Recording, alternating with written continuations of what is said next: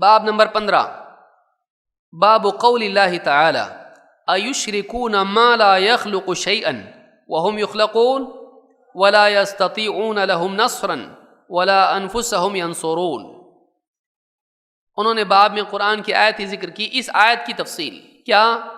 اللہ تعالیٰ کا فرمان ایشرکون ما لا یخلق شیئا وهم یخلقون، کیا یہ مشرکین ایسوں کو اللہ کے ساتھ شریک کرتے ہیں کہ جو کسی چیز کے پیدا کرنے والے نہیں، جو کوئی چیز پیدا نہیں کرتے بلکہ خود پیدا کیے گئے ہیں۔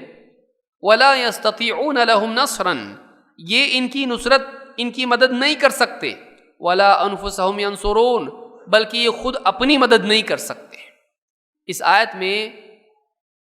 آیت میں اللہ تعالیٰ نے مشرکین کی اور ان کے معبودوں کی کمزوری اور عاجزی بیان کی ہے کہ جس سے مدد مانگی جا رہی اتنے کمزور ہیں، تو اس سے مدد مانگنے والا کتنا کمزور ہے، اس سے زیادہ عاجز ہے۔ پھر یہاں پر اللہ نے بتلایا کہ جو خالق نہ ہو، جو خالق نہیں، وہ معبود بننے کا حقدار نہیں۔ معبود کون بن سکتا ہے؟ جو خالق ہو۔ ساری کائنات کا خالق کون ہے؟ اللہ۔ لہذا خالق جو ہے وہی معبود بن سکتا ہے، جو خالق نہیں ہے وہ معبود بن سکتا نہیں۔ بلکہ جو خود مخلوق ہے وہ معبود بن سکتا کیا؟ نہیں، کیونکہ اس کو کس نے پیدا کیا؟ سوال پیدا ہوگا تو وہ اس سے بڑا ہے، تو اس کے پیچھے کیوں جائے؟ اس سے ہم کیوں نہ مانگیں؟ اس کو کیوں نہ معبود بنائیں؟ اس کو کیوں بنائیں گے؟ جو محتاج ہے، پیدا ہوا کسی اور کا، اپنے وجود میں محتاج ہو۔ تو شرک کا رد اس میں اس اعتبار سے ہے کہ کتنی گھٹیا بات ہے کہ مخلوق کو معبود بنایا جائے، کہ جو اپنے وجود میں کسی اور کا محتاج ہو۔ ایک وقت اس پر ایسا بھی گزرا کہ اس کا وجود تھا نہیں، تو پھر کائنات میں معبود کون تھا؟ کوئی تھا کہ نہیں تھا؟ کہ پھر پیدا ہوا معبود۔ تو جو اس وقت میں معبود تھا وہی ہمیشہ معبود رہے گا، کہ جب چیزیں نہیں تھی اور وہ معبود تھا، وہ خالق تھا، اس نے چیزوں کو پیدا کیا، تو وہی معبود ہے۔ وہ کون ہے؟ اللہ ہے۔ تو اللہ نے فرمایا کہ کیا ایسوں کو اللہ کے ساتھ شریک کرتے ہیں جو کسی چیز کے پیدا کرنے والے نہیں اور خود مخلوق ہیں۔ اور آگے کہا وَلَا يَسْتَطِيعُونَ لَهُمْ نَصْرًا، اور مزید یہ کہ یہ ان کی کوئی نصرت نہیں کر سکتے، پکارنے والوں کی وہ کوئی مدد کر سکتے نہیں، بلکہ خود اپنی بھی مدد کر سکتے نہیں۔ کسی بت کے چہرے پہ، ناک پہ مکھی بیٹھی اڑا سکتا اس کو؟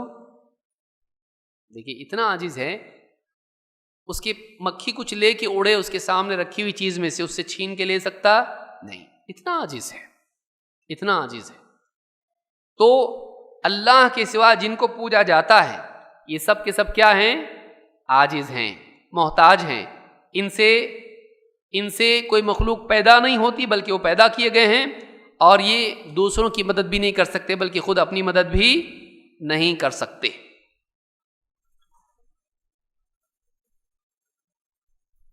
وَقَوْلُهُ، مزید فرماتے ہیں وَقَوْلُهُ وَالَّذِينَ تَدْعُونَ مِن دُونِهِ مَا يَمْلِكُونَ مِن قِطْمِيرٍ، اس میں بھی مزید جھوٹے معبودوں کی عاجزی ہے، کمزوری ہے۔ اللہ تعالیٰ کا فرمان وَالَّذِينَ تَدْعُونَ مِن دُونِهِ مَا يَمْلِكُونَ مِن قِطْمِيرٍ، اور اللہ کے سوا جن کو تم پکارتے ہو، جن سے تم دعا کرتے ہو، وہ قطمیر کے بھی مالک نہیں۔ قطمیر کس کو کہتے ہیں؟ کھجور کی گٹھلی پر جو جھلی ہوتی ہے، پتلا سا ممبرین ہوتا ہے، چھوٹا سا ٹیشو پیپر اس کے اوپر ہوتا ہے چھوٹا سا، وہ جو ہے وہ کیا ہے؟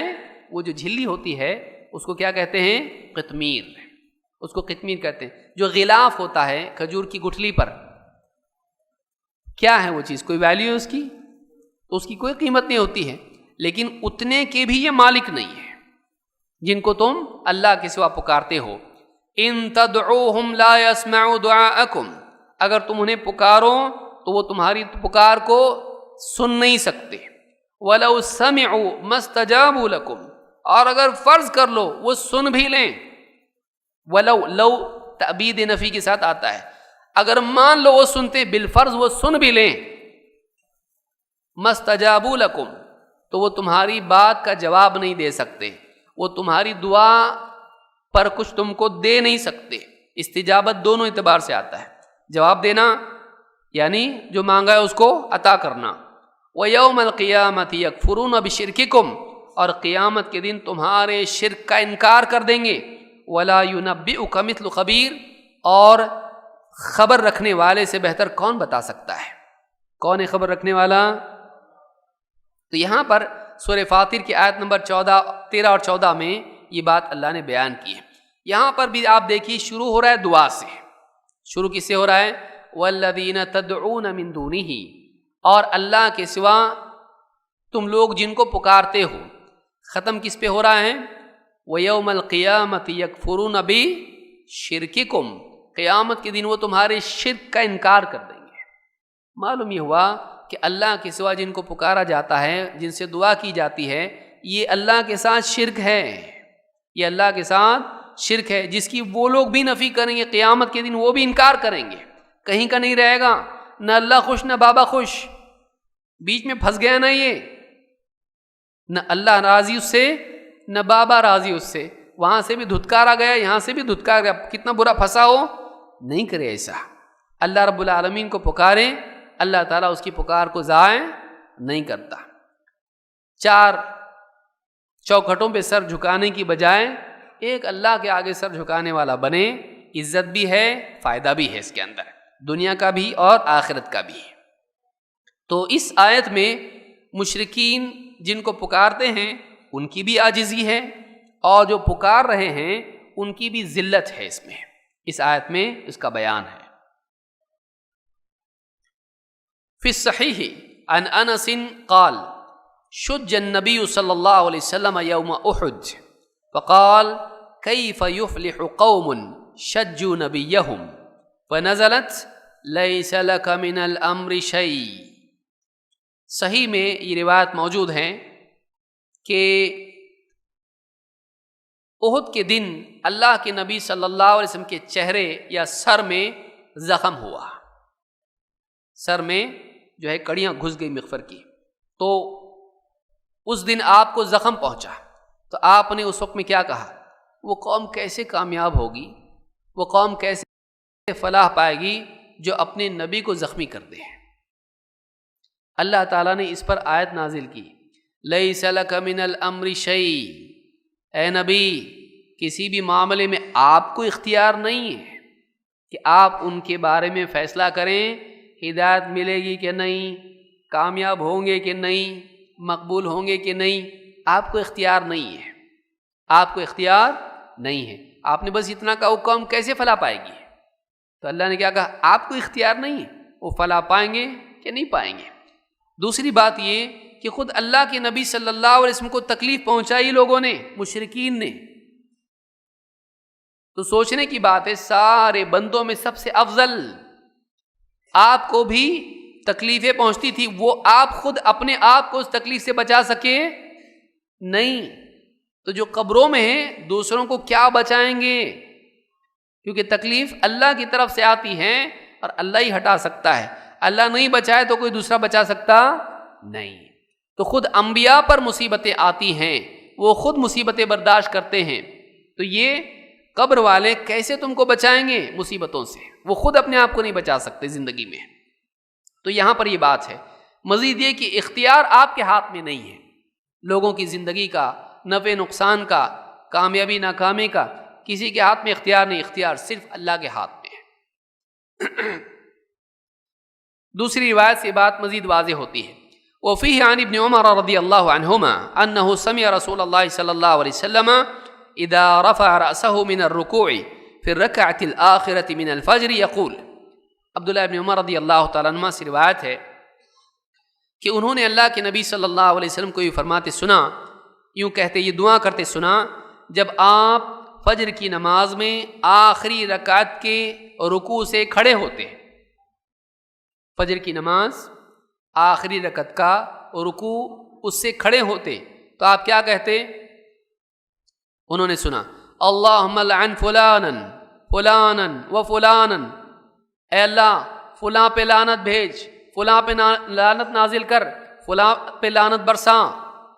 یقول سمع اللہ لمن حمدہ ربنا ولک الحمد. آپ کہتے سمع اللہ لمن حمدہ ربنا ولک الحمد. فانزل اللہ تعالی لیس لک من الامر شیء. اس پر اللہ تعالیٰ نے آیت نازل کی، اے نبی آپ کو اللہ کے معاملے میں کوئی اختیار نہیں، اس معاملے میں آپ کو کوئی اختیار نہیں. اور ایک روایت میں ہے کہ آپ صلی اللہ علیہ وسلم دعا کرتے تھے، یدعو علی صفوان ابن امیہ وسہیل ابن عمرو والحارث ابن ہشام فنزلت لیس لک من الامر شیء. آپ صلی اللہ علیہ وسلم صفوان ابن امیہ، سہیل ابن عمرو اور حارث ابن ہشام کے خلاف بد دعا کرتے تھے. اس پر اللہ تعالیٰ نے یہ آیت نازل کی. ایک روایت میں جس کو امام النسائی نے روایت کیا ہے، اور نسائی میں حدیث نمبر 3004 3004 پر یہ روایت موجود ہے، صحیح روایت ہے. اس میں کہتے ہیں کہ آپ صلی اللہ علیہ وسلم جب لعنت کرتے تو اللہ تعالیٰ نے آیت نازل کی، فنزلت لیس لک من الامر شیء او یتوب علیہم. اے نبی آپ کو اس معاملے میں اختیار نہیں، اللہ چاہیں تو ان کی توبہ قبول کر سکتا ہے. او یتوب علیہم کہتے ہیں فتاب اللہ علیہم فاسلموا فحسن اسلامہم. جن کے خلاف اللہ کے نبی صلی اللہ علیہ وسلم لعنت کر رہے تھے، اللہ نے آیت نازل کی، اے نبی آپ کو اختیار نہیں ہے، اللہ چاہے تو ان پہ عذاب نازل کریں اور اللہ چاہے تو ان کی توبہ قبول کر لیں. تو کہتے ہیں کہ ان لوگوں نے توبہ کر لی اور اسلام لے آئیں، اور ان کا اسلام بھی اچھا رہا، یعنی منافقین نہیں تھے، اسلام میں بھی اچھے نکلے. تو کن کا حال بیان ہو رہا ہے؟ جن کے خلاف اللہ کے نبی صلی اللہ علیہ وسلم لعنت کر رہے تھے، اللہ نے ان کو ہدایت دی. معلوم ہوا کہ فیصلہ کس کی طرف سے ہوگا؟ اللہ کے رسول صلی اللہ علیہ وسلم لعنت کر رہے ہیں، لیکن اللہ کہہ رہا ہے نہیں، آپ کو اختیار نہیں ہے. اللہ چاہے گا تو عذاب نازل کرے گا. آپ عذاب کی دعا کر رہے ہیں نا، اللہ چاہے عذاب دے گا، چاہے توبہ قبول کر لے. تو اختیار کس کے ہاتھ میں ہے؟ نبی صلی اللہ علیہ وسلم کے ہاتھ میں ہے. ہوتا تو وہ لوگ برباد ہو جاتے. اللہ چاہے تو ان کو بھی ہدایت دے سکتا ہے جن کے لیے نبی بد دعا کرے. تو اختیار کس کے ہاتھ میں ہے؟ اللہ کے ہاتھ میں. اس سے بتانا یہ چاہ رہے ہیں کہ کوئی کسی کو ضرر نہیں پہنچا سکتا ہے جب تک کہ اللہ نہ چاہے. اللہ نہ چاہے تب تک کچھ نہیں ہو سکتا ہے. وفیہ عن ابی ہریرہ قال قام رسول اللہ صلی اللہ علیہ وسلم حین انزل علیہ وانذر عشیرتک الاقربین. ابو ہریرہ رضی اللہ تعالیٰ کہتے ہیں اللہ کے رسول صلی اللہ علیہ وسلم پر جب یہ آیت نازل ہوئی وانذر عشیرتک الاقربین، اے نبی آپ کے جو قریبی رشتہ دار ہیں انہیں آخرت کے عذاب سے خبردار کر دیجئے، شرک کی برائی سے خبردار کیجئے، انہیں خبردار کیجئے. جب آیت نازل ہوئی اللہ کے نبی صلی اللہ علیہ وسلم کھڑے ہوئے، لوگوں کے درمیان کھڑے ہوئے. قال یا معشر قریش، آپ نے علانیہ کہا اے قریش کے لوگوں، اے قوم قریش، قریش کی جماعت. او کلمتن نحوہا، یا اسی کے قریب الفاظ آپ نے کہے. اشتروا انفسکم، اپنے آپ کو اللہ سے خرید لو. لا اغنی عنکم من اللہ شیئا، میں کسی چیز میں تمہارے کام نہیں آ سکتا، میں کچھ بھی تمہارے کام نہیں آ سکتا. یا عباس ابن عبد المطلب، یا عباس ابن عبد المطلب، اے عباس ابن عبد المطلب، لا اغنی عنک من اللہ شیئا، میں تمہارے کچھ کام نہیں آ سکتا. یا صفیۃ عمۃ رسول اللہ، اے صفیہ پھوپھی اللہ کے رسول کی. لا اغنی عنک من اللہ شیئا، میں تمہارے کچھ کام نہیں آ سکتا. یا فاطمہ ویا فاطمۃ بنت محمد، اے محمد کی بیٹی فاطمہ، سلینی ما شئتی من مالی، سلینی مانگ لے، ما شئتی من مالی، میرے مال میں سے جو مانگنا ہے مانگ لے. لا اغنی عنک من اللہ شیئا، اللہ کے مقابلے میں تیرے کچھ کام نہیں آ سکتا. یعنی دنیا کا فائدہ اگر کچھ ہے مال کے اعتبار سے، میں اس میں تیرا کام کر سکتا ہوں، مجھ سے مال لے لے، میں اس میں فائدہ پہنچا سکتا ہوں. لیکن اللہ کے معاملے میں وہاں میرا کوئی دخل نہیں ہے، میں اللہ کے مقابلے میں تمہارے کام نہیں آ سکتا، تم اپنے آپ کو خرید لو، یعنی ایمان کے ذریعے سے، عمل صالح کے ذریعے سے۔ ان اللہ اشتری من المؤمنین انفسهم واموالهم بان لهم الجنہ، اللہ تعالیٰ نے ایمان والوں سے خرید لیا ان کی جانوں کو، ان کے مالوں کو، اس کے بدلے میں ان کے لیے کیا ہے؟ جنت ہے۔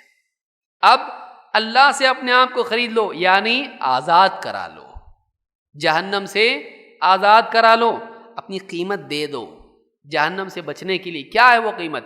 ایمان اور عمل صالح، ایمان اور عمل صالح۔ تم خود ایمان اپنا صحیح کر لو، تم اپنے اعمال کو صحیح کر لو، میں تمہارے کچھ کام نہیں آ سکتا۔ صرف نسب کی بنیاد پر تم نہیں بچ سکتے جب تک کہ تمہارے پاس ایمان اور عمل صالح نہ ہو۔ مراد کیا ہے یہاں پر؟ خالی میری رشتہ داری سے تمہارا کچھ کام بننے والا نہیں ہے، بلکہ تمہیں ایمان لانا پڑے گا اور تمہیں نیک اعمال کرنے پڑیں گے۔ تو اس حدیث میں بھی یہ بات معلوم ہوئی کہ جب اللہ کے نبی صلی اللہ علیہ وسلم کہہ رہے ہیں کہ تم اپنے ایمان و عمل سے اپنے آپ کو بچا لو، میں تمہارے کام نہیں آ سکتا، تو باقی اور دوسرے کون کام آئیں گے؟ بابا کام آئیں گے؟ کون کام آئے گا؟ جب اللہ کے رسول صلی اللہ علیہ وسلم بتا رہے ہیں میں تمہارے کام نہیں آ سکتا، آخرت میں میں تمہارے کام نہیں آ سکتا۔ اب یہ بول رہے ہیں بابا تو جنت میں لے کے جانے والے، دامن پکڑے ہوئے ہم لوگ بابا کا دامن تھام کے ہم جائیں گے جنت میں۔ تو یہ جو مفروضہ ہے، یہ جو ایک خواب ہے یہ، اور اس کے پاس عقیدہ صحیح نہیں ہے، اس کے ٹھیک ہے صالحین بھی سفارش کریں گے، ہم بھی مانتے ہیں، اس کا باب بھی آئے گا، لیکن اگر اس کا عقیدہ صحیح نہیں ہے، یہ شرک میں مبتلا ہے، تو ایسی صورت میں اس کی بھی سفارش نہیں ہو سکتی، سفارش بھی کام آئے گی نہیں۔ تو اگر تیرے پاس صحیح عقیدہ نہیں ہے، توحید نہیں ہے، کسی کی سفارش تیرے کام آنے والی نہیں ہے۔ دنیا کا فائدہ اٹھا سکتا ہے تو کسی سے بھی، آخرت میں نہیں، آخرت میں نہیں۔